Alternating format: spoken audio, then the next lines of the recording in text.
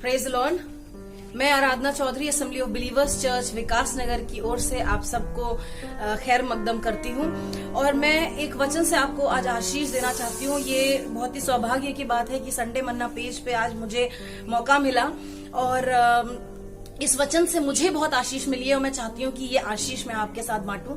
और मैं आपको बताना चाहती हूँ कि परमेश्वर के कलाम में बहुत सारी चीजें ऐसी हैं जो कि हमें समझने की जरूरत है और हमें एक्सेप्ट करने की जरूरत है। और मैं एक छोटा सा 2 लाइन गाऊंगी आपके सामने जिनसे आपको आशीष मिलेगी और उसके बाद हम वचन से सुनेंगे। हर दर्द और हालात को मेरा मसीह है जानता, मेरे कदम मेरी आवाज मेरा मसीह पहचानता। भजन संहिता 18 उसकी पहली आयत से 7वीं आयत तक अगर हम पढ़ेंगे, मैं थोड़ा सा पोर्शन इसमें से पढ़ के आपको सुनाना चाहती हूँ। हे परमेश्वर, हे मेरे बल, मैं तुझ से प्रेम करता हूँ। यहोवा मेरी चट्टान और मेरा गढ़ और मेरा छुड़ाने वाला है।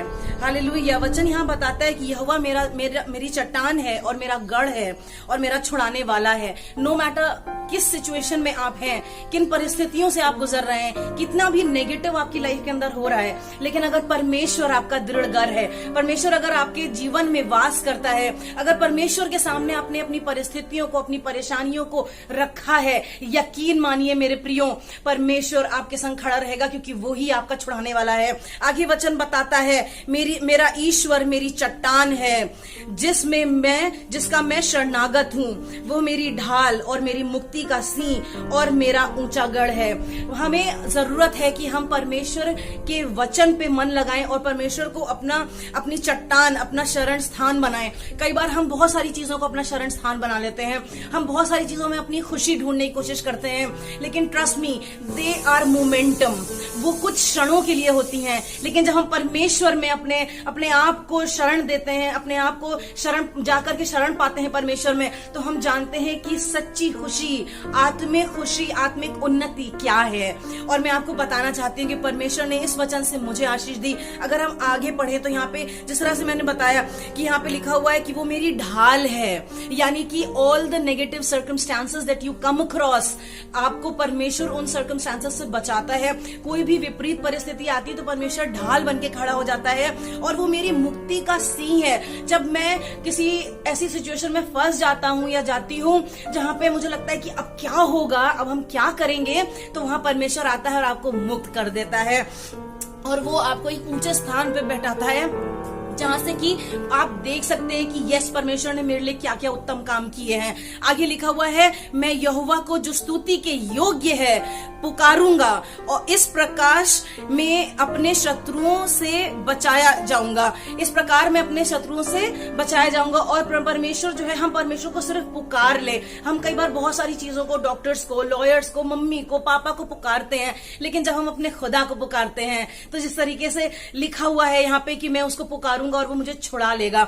जब हम अपने परमेश्वर को पुकारते हैं, सच्चे मन से पुकारते हैं, जब हम उसके सामने गिड़गिड़ाते हैं, रोते हैं, तो हमारी सुन लेता है और हमें अपने अंदर, अपने में शरण देता है। और जब हम परमेश्वर में शरण पाते हैं तो यकीन जानिए मेरे दोस्तों, परमेश्वर हमें और आपको आशीष देता है। यहाँ पे लिखा हुआ है 4वीं आयत में अगर हम पढ़ें, मृत्यु की रस्सियों से मैं चारों ओर से घिर गया, मैं अधर्म की बाढ़ ने मुझको भयभीत कर दिया। पाताल की रस्सियां मेरे चारों ओर थीं और मृत्यु के फंदे मुझ पर आ गए। इसका मतलब ये नहीं है कि आप किसी ऐसी सिचुएशन में आ गए जहां पे आपकी जीवन का अंत हो रहा है, लेकिन यहाँ पे आत्मिक जीवन की बात हो रही है। और जब हमारा आत्मिक जीवन खत्म हो जाता है, जब हम देखते हैं कि हम कुछ भी नहीं है, हम दुनियावी रीतियों से चलने लगे हैं, दुनियावी चीजों में उलझ के रह गए हैं और हमने परमेश्वर को कहीं ना कहीं नकार दिया है या छोड़ दिया है, उस वक्त भी हमारा खुदा इंतजार करता है कि हम उसे पुकारें। वो एकदम रेडी बैठा रहता है कि कब मेरे बच्चे मुझे पुकारें और मैं उनकी सुन लूंगा और उन्हें वहां से निकाल लूंगा उन परिस्थितियों से। भाइयों और बहनों, अजीजों, मैं आपसे बात करना चाहती हूँ, आज बताना चाहती हूँ कि हमारा खुदा जो है वो काबिल है, और वो इस काबिल है कि हमें कितनी भी विपरीत परिस्थितियां हो, कितनी भी परेशानियां हो, उनसे निकाल लेगा, उनसे छुड़ा लेगा। और जब वो हमें छुड़ा लेगा तो हम एक अनंत जीवन में शरण पाएंगे, परमेश्वर में शरण पाएंगे। और जब हम परमेश्वर में शरण पाएंगे तो हमें आनंद ही आनंद होगा। जिस तरह से मैंने इस गीत के बोल थे, इसमें आगे कुछ इस तरह से है, मैं आपके सामने गा करके आपको आशीष देना चाहती हूँ। रोती रही थी रू मेरी, तुम ना थे मेरे सामने। रोती रही थी रू मेरी, तुम ना थे मेरे सामने। तुम आए तो दिल झूम उठा, तुम आए तो दिल झूम उठा।